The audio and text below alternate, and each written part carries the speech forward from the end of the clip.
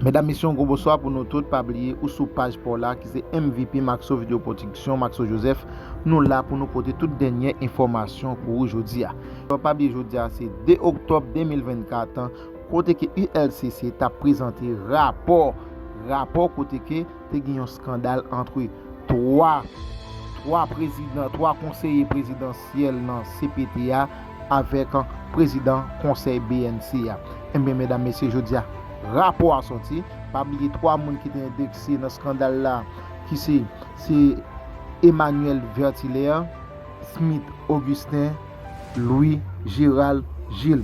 Eh bien, rapport à sorti, décision sortie, côté que ULCC mandé pour arrêter 3 messieurs qui fait partie du conseil présidentiel transition. Et c'est bagaille en pile, mesdames, messieurs. Bagaille en pile. Nous prenons le temps de causer. Comme nous-mêmes nous pas là, moi-même mal chercher pour voter banon, mais ça je ne m'a partagé le banon.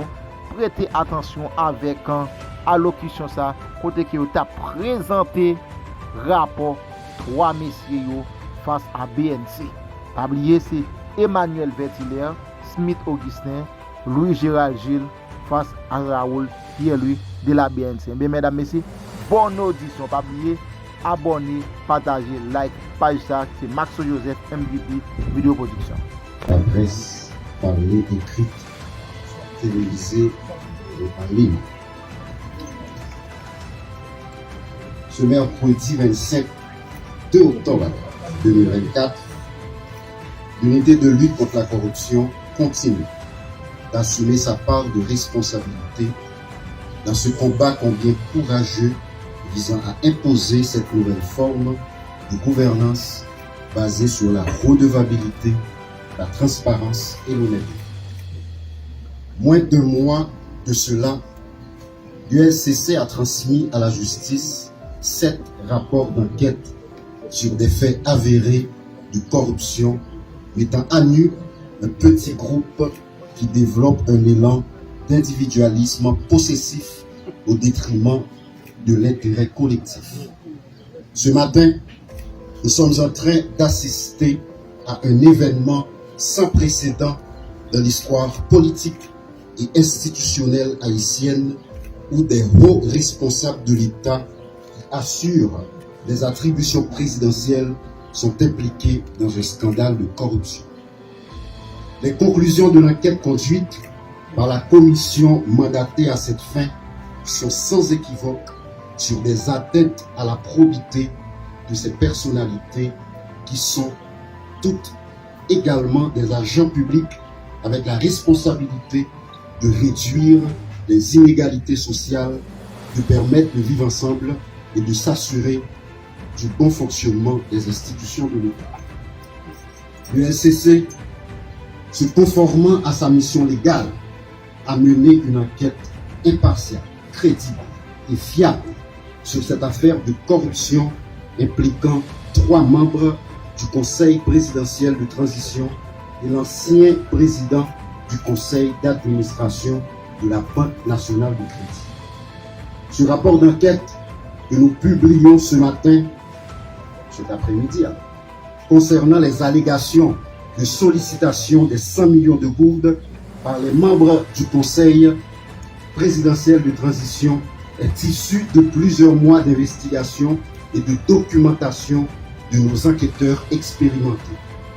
Ce travail effectué avec un élan d'objectivité est aussi un plaidoyer pour la bonne gouvernance et l'usage strict de l'intégrité de la gestion de la chose publique. L'ULCC se trouve encore à ce carrefour historique en fonction des enjeux et de l'ampleur des grands dossiers à scandale qu'elle conduit. Cette institution qui détient cette noble charge de moraliser l'administration et la vie publique en général, de protéger les biens publics et collectifs, répondra toujours, sans moindre doute, à ses rendez-vous avec l'histoire.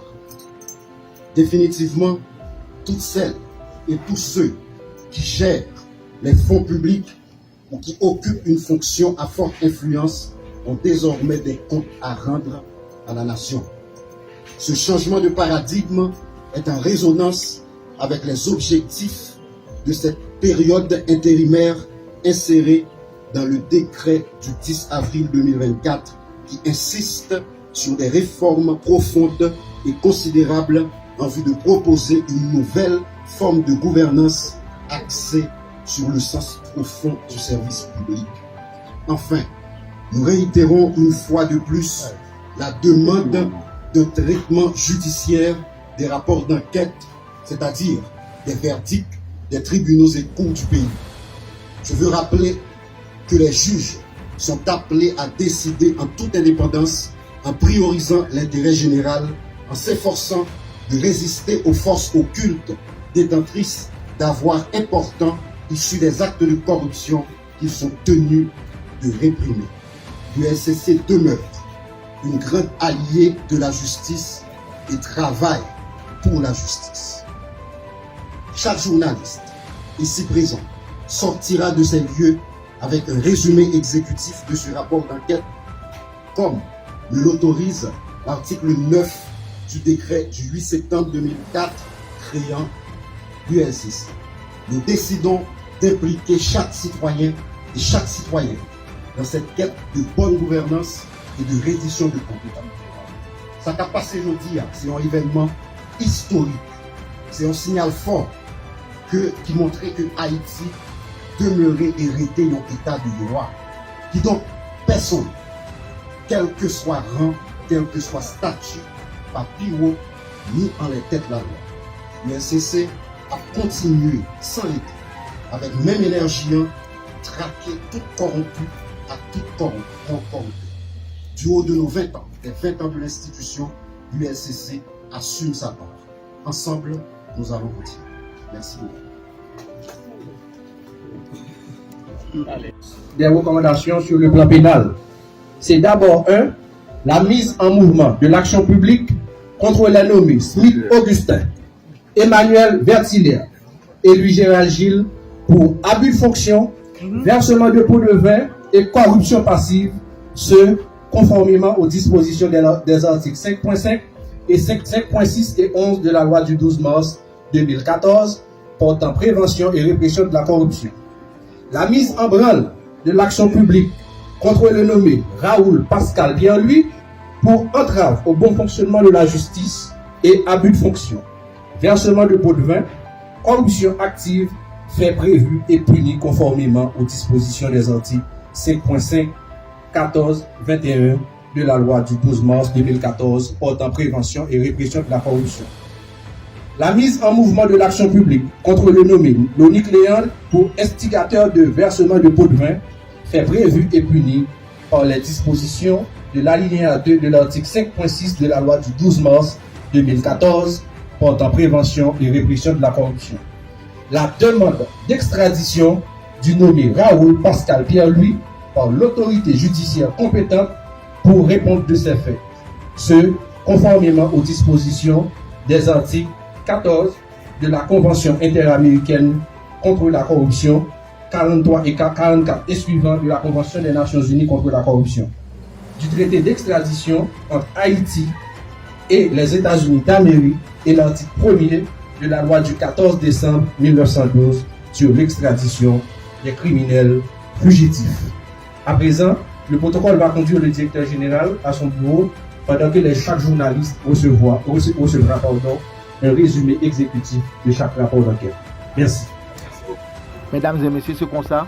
Nous tendons bagaille, comment bagaille, qui ça qui sorti, qui information qui nous joignent, nous tirer, et qui décision qui prend par rapport avec le scandale ça, entre trois messieurs avec BNC, eh bien, nous connaissons ILCC déclaré faut qu'il arrête tous les trois messieurs pour corruption.